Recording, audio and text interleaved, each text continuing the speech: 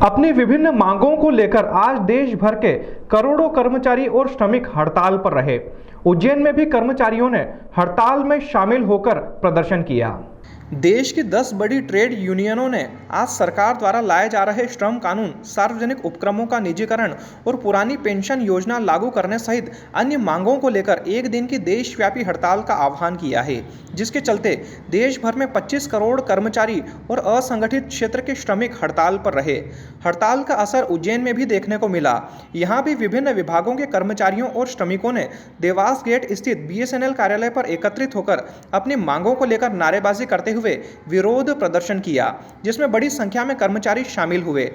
नाराज कर्मचारियों का कहना था कि सरकार हमारे अधिकारों को कुचलना चाहती है, जिसे बर्दाश्त नहीं किया जाएगा।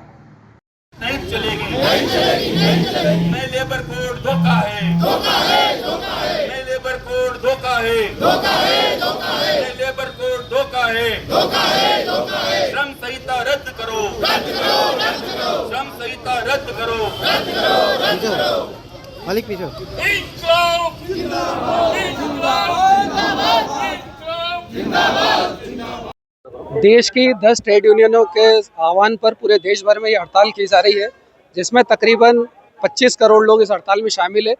हड़ताल के हमारे जो प्रमुख मुद्दे हैं उसमें सबसे पहला ये है कि जो सरकार श्रम कानूनों में संशोधन लेकर आ रही है, जिसमें कि संगठित क्षेत्र के कर्मचारी हो चाहे असंगठित क्षेत्र के हों, उनके कार्य के घंटों को 8 घंटे से बढ़ाकर 12 घंटे तक किया जाना है, उसका हम विरोध करते हैं। जिस तरीके से ट्रेड यूनियनों का पंजीयन भी इसके अंदर बड़ा कठिन कर दिया जाएगा, उन सभी मुद्दों को लेकर हम इसमें हड़ताल में शामिल हैं। इसमें बेरोजगारी का भी एक हमारा प्रमुख मुद्दा है, चाहे महंगाई पर जो जिस तरीके की बेतहाशा महंगाई इस देश में है, उस पर भी सरकार को रोक लगाना है, बेरोजगारों को काम देना है।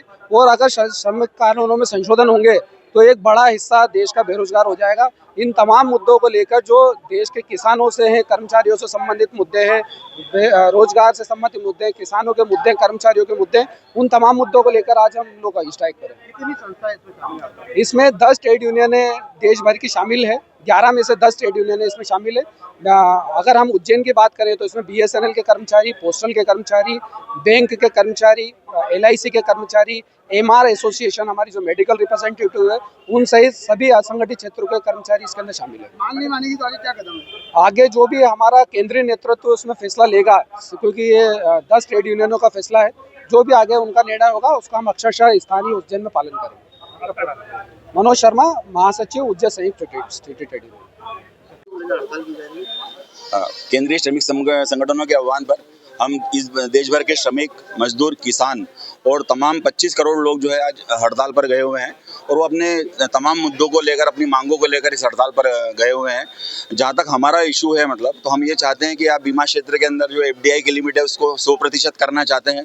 हम देख रहे हैं कि आप जो श्रम कानून थे वो करीब 59 श्रम कानून थे, उसमें से 15 कानूनों को समाप्त कर दिया गया है और उन 29 कानूनों में से 4 श्रम संहिताएं बनाई जा रही है, जिसमें यूनियन बनाने का अधिकार नहीं होगा। जो 18,000 से ज़्यादा कमा रहा है उसके बाद उसको अपने कोई अधिकार नहीं रहेंगे और तमाम तरीके जो इश्यूज़ है वो हम लोगों को हर्ट कर रहे हैं और हमारे अधिकारों को कुचलने का काम जो हो रहा है, जो हमने तमाम संघर्षों से अपने इन अधिकारों को प्राप्त किया है। जहाँ तक सार्वजनिक क्षेत्रों का सवाल है, सरकार इसका निजीकरण करने का प्रयास कर रही है और कहीं ना कहीं जो है विदेशी कंपनियों को इसके अंदर एंट्री दे रही है। हमारा उसमें ये कहना है कि अगर आप हमारे देश की घरेलू बचत जो है, जिसका देश के विकास में काम आता है, अगर उस पर विदेशियों का अगर हक हो जाएगा तो इस देश के विकास का क्या होगा, इस देश की अर्थव्यवस्था का क्या होगा। हमारे पूरे देश भर के अंदर इसमें करीब 25 करोड़ लोग भाग ले रहे हैं इस हड़ताल के अंदर और उज्जैन जिले में हजारों कर्मचारी है, जो जिसमें आप बैंक है, बीमा है, BSNL है, हमारी आशा उषा कार्यकर्ता है, हमारे संगठित असंगठित क्षेत्र के मजदूर है और वो तमाम मजदूर जो है आज इस हड़ताल के अंदर शामिल हैं। आगे की क्या रणनीति रहेगी? आगे की हमारी रणनीति यही होती है कि जिस प्रकार से 1991 से लेकर आज तक हम लोगों ने करीब 23 हड़तालें करी है, यह हमारी 24वीं हड़ताल है। तो इस आर्थिक उदारीकरण की नीतियों के खिलाफ हमारा जो संघर्ष है वो सतत चल रहा है और ये आगे भी चलता रहेगा।